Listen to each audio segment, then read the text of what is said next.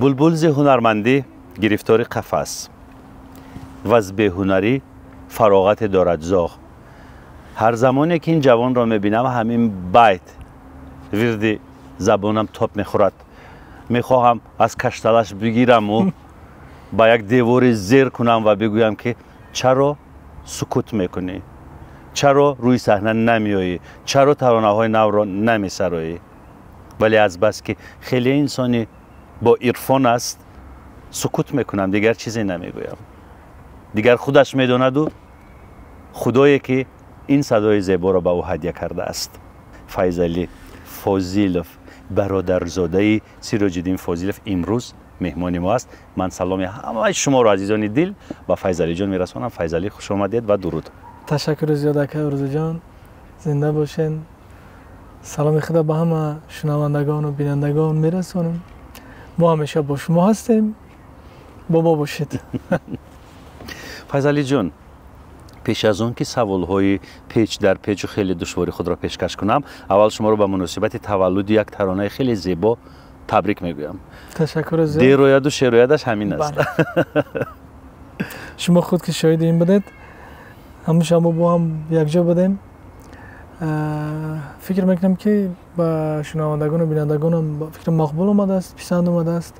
ترانه در موضوع مردی، انسانی، در موضوع راستکاری و راست قولی، رفاقت و دوستی و مردانگی، این موضوعی هست که من خیال میکنم که در همین شب و روز خیلی مهم و مبرم است.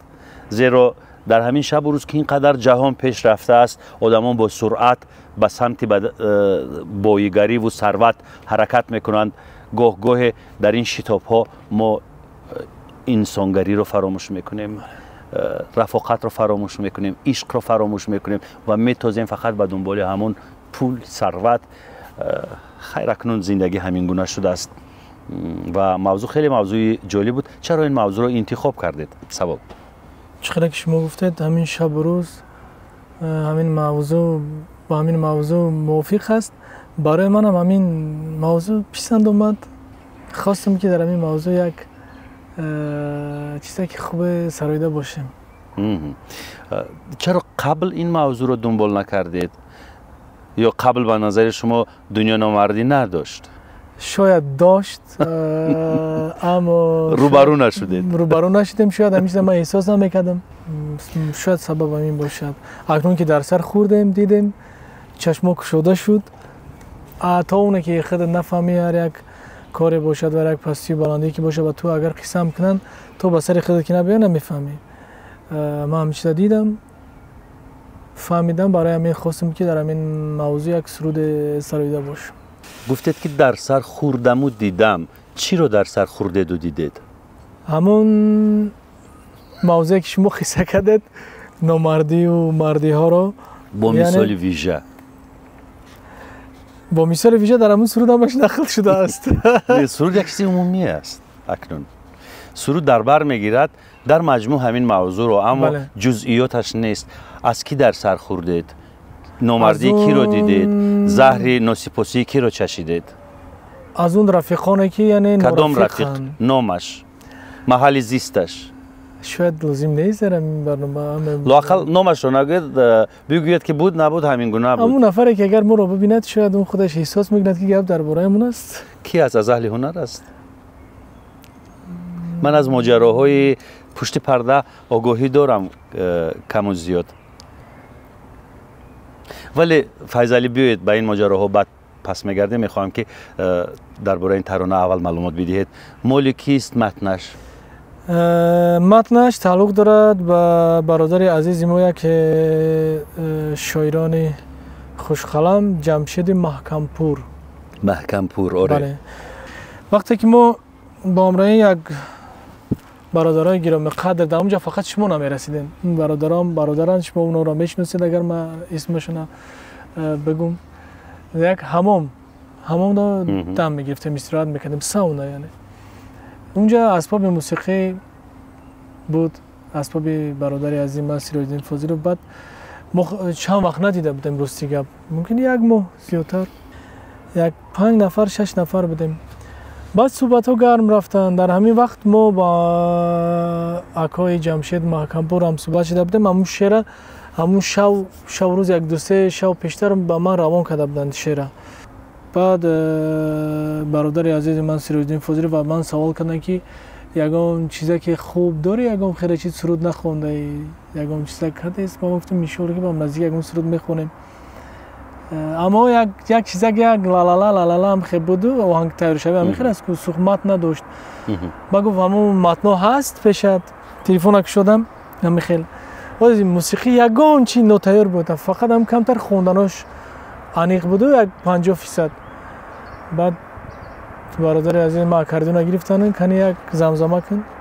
بعد زمزمه کردیم یک بار دو بار. بعد در تلفن ثبت کردیم. در تلفن از ثبتاش هست همون به زبان موسیقی یعنی کانتا. بعد همین طورم شد. اول برادر گفتن که سرود رفته ثبت میکنیم تو بخوان من اکاردیون مینوازم خطیب. و من شب اومدم خونه فکر کردم آهنگش مال کیست؟ آهنگش مال سیروجدین فوزیلوف. سحر من زنگ زدم گفتم اکا همین سروده نمیشد که یک قسمتش رو شما بسروین. بعد اون نفر گفتن که من همون جایی که برای من پسند است همونجاش من انتخاب میکنم میسرایم. گفتم میخوای خوبتر میشه اونایی که شما مینوازید برای من میسرایم هر مثلا چه خیلی شما میستید اونجا مینوازید و نه ما نمیخونید بیا یک برما میخونم یک بر شما خیلی خوبتر میشه. بعد اومدیم بگو که با شما با خوردیم در استودیو جمشید. بله. قبل از این با سیروجدین فوزیلوف هیچ وقت ترانه رو با هم نسروده بودید؟ نه نیت بود اما همون وقت نبود. طول این همه سالها. طول این همه سالها. یک وقت با خاطرم است رحمتی صاحب خیران جان زنده بودن یک سرود 3 نفره خونده بودیم. خبرت هست که به روی تو آرامم نیست. همین سرود خونده بودیم. همون یک رحمتی صاحب خیران بود سیروجدین فوزیلوف بود من همین سرود خونده. این ترانه هست حالا در خزینه ترانه هایتان؟ باید باشد هست حتما. برای من در تلفن نیست من شما میفرستم. من در خانه دارم حتما روان میکنم. سپاس میگوییم به محکمپور برای این متن زیبا. تشکر زیاد. تشکر به سیروجدین فوزیلوف برادر ارجمند ما برای این آهنگ مرغوب و سپاس اسپیشال با فایز علی برای آواز خدا دادش. زنده باشید. تشکر زیاد برای شما اکا. من تشنه این آوازم شما رو نمیدونم صحبت میکنیم ولی من میگم که همین صحبت رو تا یک جای برسونم فقط خواهش کنم که فایز علی چیز بخون. فایز علی چیز بخون. چیزی که شما خواهش میکنم برای شما رو میخونم. همین ترانه رو یک زمزمه بکنیم. نه واسطم با نزدیکی مدین بگویی با همراه شما صحبت کردم خواهش کردم از شما که من یک سرودی نو کردم وقتی که همینجا صحبت میکنیم بعد من شما با نشون میتیم شما یک جا باجاش کنین. باشه. یک پاره این ترانه رو زمزمه بکنید برای عزیزانی ما. باشد. میان دوستان مردی نمانده بجز اغوا و دل سردی نمانده همه بگانه و خودبین و خودخواه بروزی سخت هم دردی نمانده خداوندا بده توفیق و انصاف دل ما رو همچون آینه بکن صاف خداوندا بده توفیق و انصاف دل ما رو همچون آینه بکن صاف. عجب توفیق و انصاف به همه شما تمنا میکنیم و پیسندک رو زیر کنید. همه به من میخندند که لایک رو نامی تاجیکی موندید پیسندک. اصلا زیباست پیسندک. این رو من نموندم کسی از زبان شناسان گفت به من هم پیسند آمد. برنامه پیسندتون باشد مطمئنم صدای فایز جان پیسندتون باشد پیسندک رو زیر کنید و برنامه های ما رو همیشه پیگیری کنید.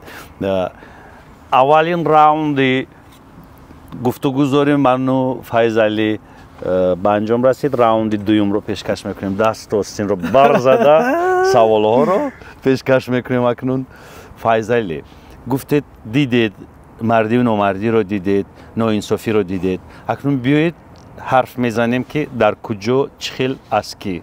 من میدونم که مدت با برادر شما چه ماجراهای با وقوع پیوست. شاید در زمینه همین ماجراهایی که سر برادرتان آمد ایده تولید این ترانه پیدا شد یا یک سببش همین بود، نمیدونم. یک سببش همین است. همین است. میتونید در این باره قصه کنید؟ من مجبور نمیکنم. من شنیدم که سری برادر شما یک ماجرای اومد که پای شما رو نیز به این ماجرا کشیدن، یعنی خود ناآگاهانه در اومدید با این بطلاق ماجرا و برادرتون رو خواستید از اونجا بیرون بیارید. چی شد؟ چرا برادر شما قرضدار شد؟ چخیلی که یک بزرگ گفته است هر چی میخواهی بکن با هر کی خواهی یار باش، این رفیقات نارفیقند گفتمت هوشیار باش. این برادر عزیز مورم نوروز جان با همون رفیقای نارفیق، یعنی رفیق شد و سرکار کرد. اون رفیقا وانمود میکردن که رفیق بودند و صادق بودند اما در اصل این نمود نبود. زندگی به مشکلی نمیشد. ما این برنامه که برای مشکلمون حل کردن آمدیم مملکت. درست است، اما جزئیات زندگیش خیلی جالب است. من این از این کار یگان کس کفالت دار نیست که این واقعا به سرش نمیبیاد. راستی ما هم در فکر خیرمون نبود این کار. وقتی که آدم یک نفر تنها با چند نفر همکاری میکند، اون نفرها گرگن، این نفر تنها شرم که باشد چند نفر گرگ شرم مغلوب میکنن. درست است. این برادر ما هم خیلی دست به کار است، چند نفر را دستگیری کرده است، دستگیری میکند انشالله. این دستری هر یک انسان. چی کار است برادر شما؟ است استاد تعمیر ماشین است. ماشین تعمیر میکنه. بله خیلی آواز نمیخواند، هیچ وقت آواز نخوانده. نه از این سوها دور است. لیکن خیلی بچه خوب است. راستی یک دو رفیق نارفیقتی هم کاری کردند، هم ماجرا به سرش آوردن. ما این کار خبردار نبودیم. خانه اویله یگان نفر.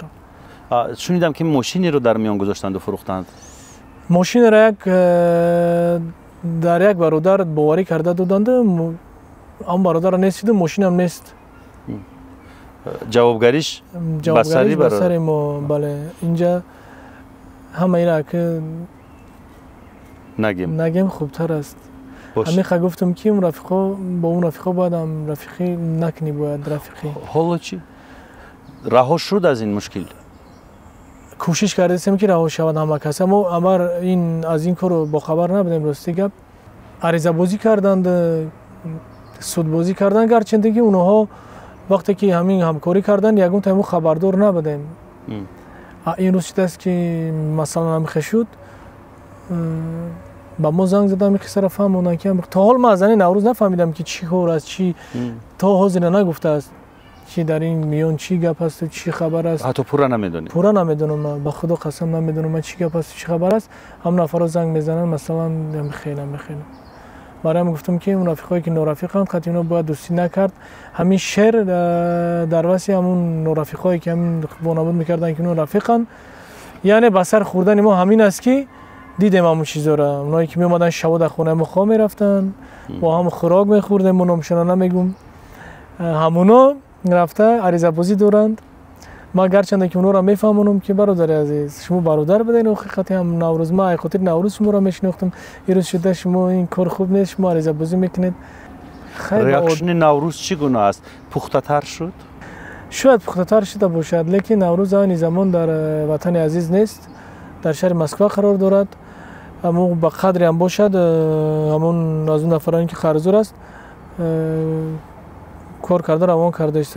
از این طرف ما دستگیری کرده با امرای برادر و پدر، اهلیار و برادر و دوستا. با در این بین دوستایی هستن که دستگیری میکنن، چند نفراش هستن. ما اون دوستا را احسن میگم که هستن دوستای خوب هستن که این کم شمار هستن. خدا صفی چونین هم دوستا را زیاد بگردونه. مثلا بعضیش هستن که خریزه بازی نمیکنن، زنگ میزنه ما میفهمن. بعضیش هستن بسیار تراش که نمیفهمن. ببینید این که گفتید دوستانی صادق هم هستند، فهمیدید که در زندگی گاه دشمن با لباس دوست می آید. بله. و گاه دوست آنچنان سخت می گوید که میپنداری دشمن است. اما بله، برای درستی کار وقتی که انسان درشت میگوید سخت میگوید به دل آدم سخت میرسد ولی فایده دارد. اینا قبول کردن در کار درشتی هم ملایمی هم از همه همینا بعد فکر ریخته عقیده ریخته برآوردن لازم. یک مقوله دیگر هست دشمن گوید شکروار دوست گوید تبروار. بله. و همین گونه تبروار گاه سیراج الدین هم میگوید نه حق دارن، حق استادشون از پدر بیش است و از پدر استاد در پیش است. با سیراج الدین ماجراهای کردید شنیدم، چی خلاف سر زد میانی شما؟ یگان خلاف سر نزد است. من راستی بیرم ماجرا هم حساب نمیکنم. بعضن وقت میشد در وقت کاری یگان خیلی کلان وظیفه کلان سرزنش کردن جنگ کردن یعنی یگان خطاگی از طرف ما میشد. ما که خورد هستیم بسیار خطاگی میکنیم، بسیار گپا رو به خود نمیپسندیم، پروسس کاری این گپای پس و بلند زیاد میشن. این ماجرا نیست، برعکس من یک درس میشمارم برای خدمت. سیراج الدین فاضل یک شخصی با آداب با تمیز، یک شخصی با تمکین هستن که بعضی وقت خیلی گپ میزنن انیخترش وقتی کلام گپ میزند خورد اینا قبول کردن نمیتونه درستی گپ. سیراج الدین فاضل فهم با فایده ما میگه البته یکی ما هم یک چیز با موزیم یک چیز از خود کنیم فقط چیزای خوبه. همین است. این ما یگون از این چیز ما خفه نیستم.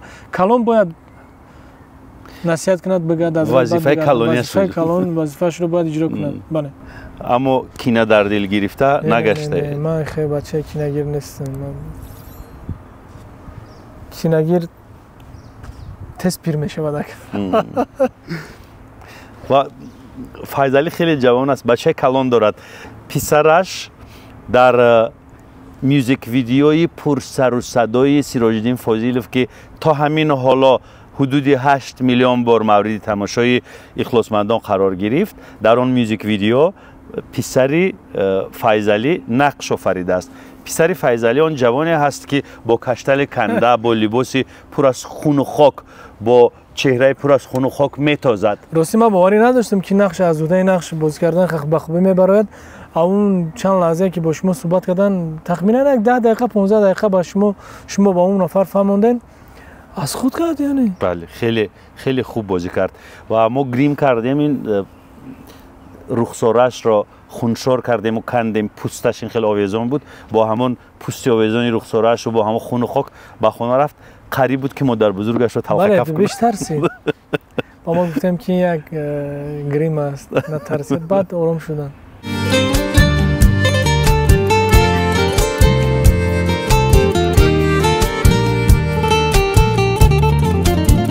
هم دلی نیست دیگر هم زبانی شدگم، مهربانی شدگم مهربانی شدگم، غیبت و کی نرواز قدردانی شدگم، مهربانی شدگم مهربانی شدگم. چشم و گوش است ولی همگی کور و کریم، چقدر بخبریم چقدر بخبریم. از فایز علی این لحظه خواهش میکنم که با همین صدای زیبا و ملیح و شیوای خود یک ترانه رو از میان ترانه هایش بسرایت.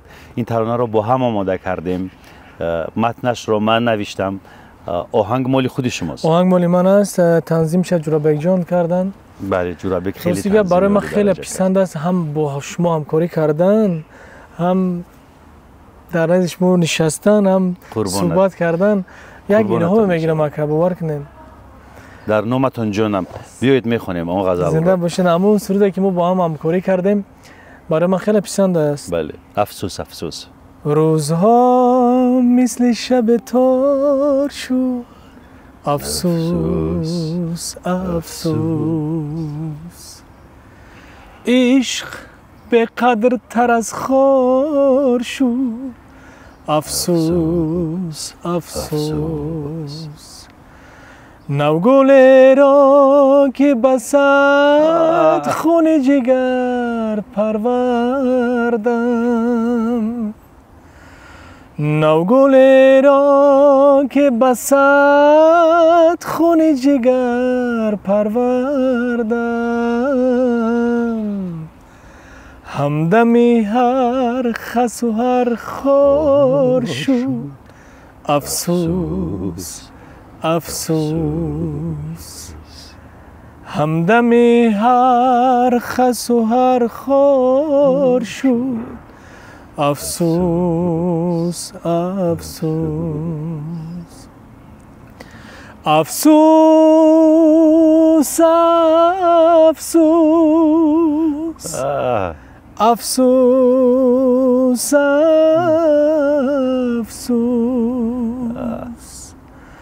افسوس افسوس افسوس افسوس بارک الله.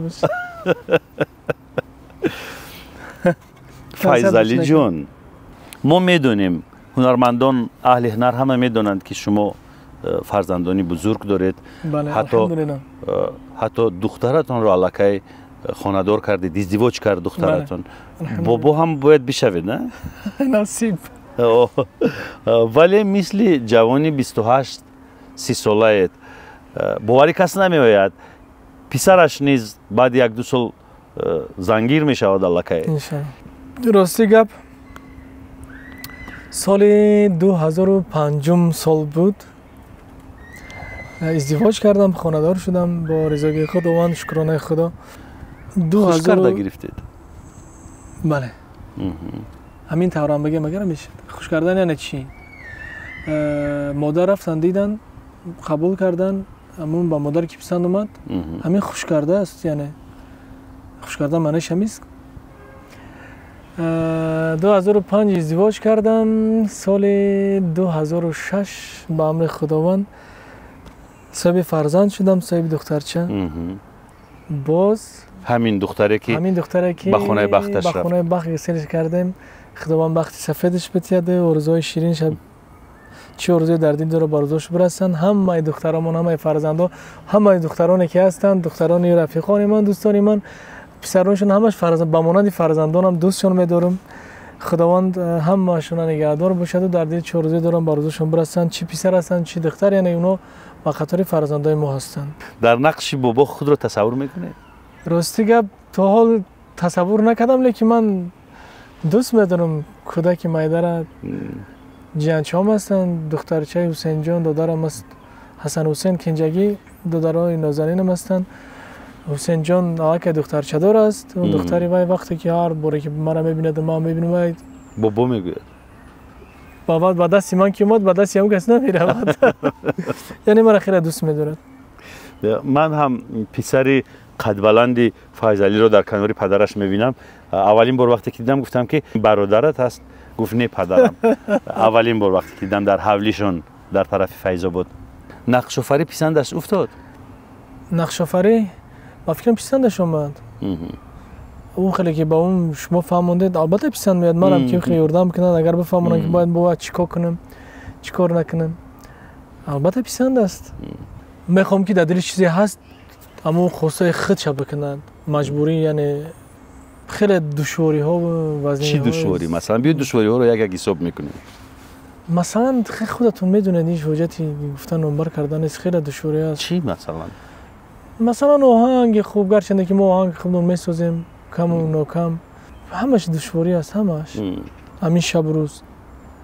به همین خاطر فقط به همین خاطر خیلی راهی پرپیچ و تاب دارد. زادگاه شما همونجاست؟ بله اونجا که رفتیم دهه صالحان یعنی جلجید. اولاد اجداد همه در همونجا. همونجا. خیلی هوای تازه دارد. یک سر یک بگشت برای خودم خیلی پسند است. سرش مرغا، مینه ها، چنچخک‌ها، بلبلک‌ها میخونن. یک راهی خیلی زیباست مستقیم از این طرفی راه خانه های شماست. بله. بر خانه سیرجدین فاضلوف و خانه های شما. بله. و این طرفی راه رو هم ضبط کرده گرفته نه؟ ضبط نه البته وای همش موافق قاعده و قانون. حجت گذاری این طرفش از برادر عزیز من است که کم کم رو وقتای بیکاری اونجا وقتی که برای یگان سیر و گشت میبریم اونجا باغ خوب است، اونجا کم کم تماشا میکنیم. اونجا خود رو خوب حس میکنید یا اینجا؟ برای من همش راستی گپ بر خوب است خودم را در اون جایی که آرامی است من خود خوش حس میکنم. ولی اونجا آرامی بیشتر است. اونجا هواش تازه‌تر از خیال میکنم. اونجا در تابستون هم بگو میشود خنک میشه. اونجا خنک میخوره ساعت 10 11 شب میشه.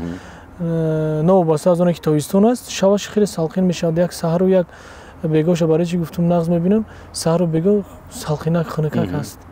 یکم چیزی گرم بر میکنه.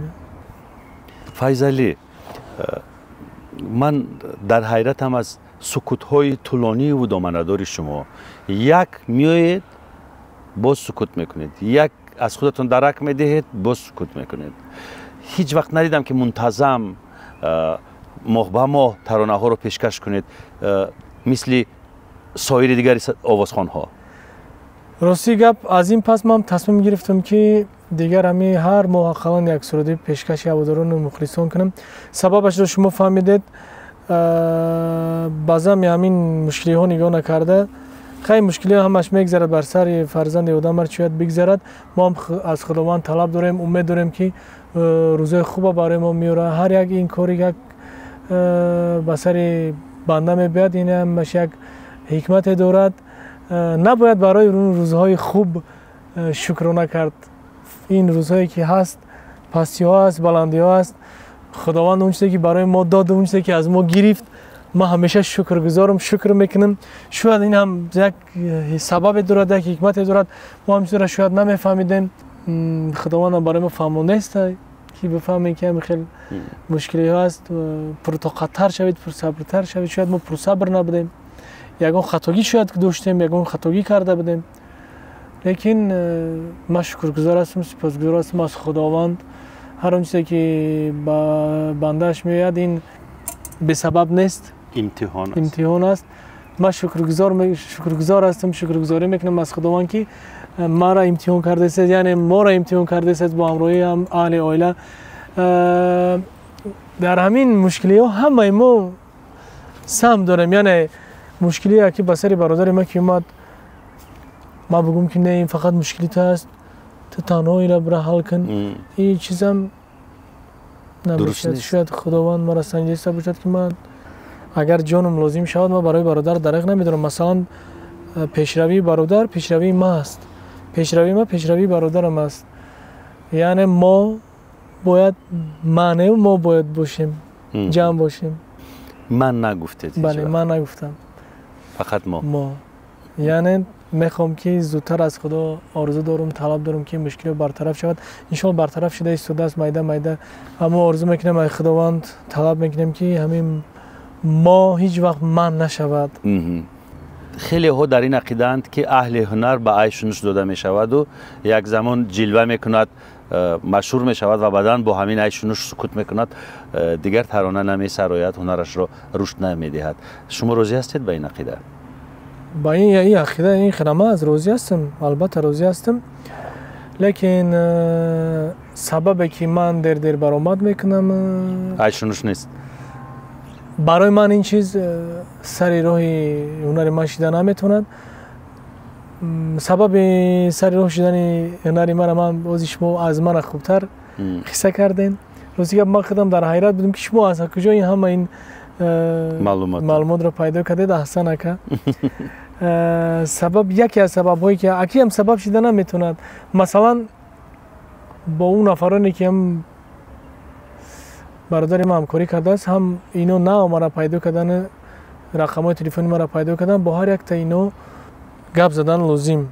استرس گرفتید؟ استرس گرفتم لیکن من نمیخوام که من استرس داشته باشم. این چیز همین چی استرس شما رو برهم میزند و آرامش میدهد به شما؟ آرامی. موسیقی چی؟ موسیقی با من یک فایده یک الهام میبخشد. موسیقی آرام یعنی وقتی که من یگان زخم ها رو شفا میدهد. بله. به موسیقی چه استرس میبرای؟ نمیشه. هم موسیقی بود که ما تا روز خوشحال گشتیم. مردم دوست داشت. مردم دوست این کاری ما از هر کس بازن هر نفر هر کس هر گپ میگن اگر هر یک گپی رو که گوش کنی موسیقی خلاص موسیقی خلاص خیلی موسیقی در دنیا هست کارهایی که مثال آدمو دست زدن، لیکن برای اون کارو یگون کس نمیگه که اون کاری خیلی است، این کاری خیلی است. از ترانه های پازیتیوی شوخ و رقصی یک چیزی با هم بسراییم. در دلتون کدام سرود حالا شور میزند؟ در دل من یک سرودی گوگوش شور زده است. بخونید گوگوش جان عزیز دلم. داغ یک عشق قدیمو اومده تازه کردی، شعر خاموش دلم را تو پرآوازه کردی. آتشین عشق کهنه دیگه خاکستری شو، اومده وقت تو سینه نفس آخرم بود، به عشق تو زنده بودم، منو کشتی دوباره زنده کردی. دوست داشتم دوستم داشتی، منو کشتی دوباره زنده کردی.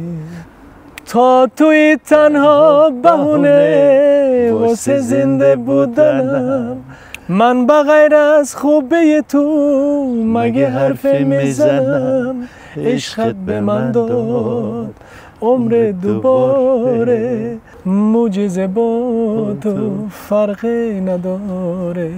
تو خالقی من بعد از خدای، در خلوت من تنها صدای. دوست داشتم دوستم داشتی، منو کشتی دوباره زنده کردی. عجب. گوگوش رو دوست می‌دارم. من هم به خاطر همین گوگوش سال گذشته در همین شب و روز به استانبول رفتم که در کنسرتش شرکت کنم. از پیش دیدم خیلی جذاب است. خیلی الهام میته برای خوندن من، برای سرودخوانی من خیلی الهام میگیرم ای گوگوش. عین گشت و گذار است همین شب و روز. یعنی بله، در خانه ها ننشینید، بروید به دامن سبز صحرا. در دامن سبز صحرا اندیشه ها روشن می شوند. نه فقط تل و تپه ها گل می کند، اندیشه گل می کند. بله. باطنی آدم گل می کند، فکری آدم گل می کند، دل آدم شاد می شود. بروید به دامن سبز صحرا، فارغ از تشویش های روزمره، به جانب همدیگر تبسم تقدیم کنید، بخندید، خوش بگذرانید. بله. من سپاس میگویم به فیض علی جان که امروز مهمان جانی ما شد، مهمان عزیزی من. مطمئنم که هر سال همین گونه با فیض علی جان اطراف کارهای جدیش، اطراف ماجراهای زندگیش صحبت ها می‌آوریم و خاطر شما رو شاد میکنیم. دوستتون می‌داریم. ما دعا میکنیم که انشالله امید دارم، آرزو دارم که این دفعه که ما صحبت کردیم برای ماجراها صحبت نکردیم، تا صحبتی ما ماجراها همش انشالله که برطرف شوند. اکنون در اون صحبت من باشم و شما باشه، دو سوال‌های ماجرا انگیز نباشد. این ماجرا هم یک دسری همه شدن ممکن است که ما آرزو نمیکنیم که دسری همه شود این کار. تا سال دیگر من جستجو کرده حادثه ها رو تحلیل کرده تیاری میبینم. حادثه های خوب را. یعنی خداحافظ. خدا نگهدار شما، زنده باشین.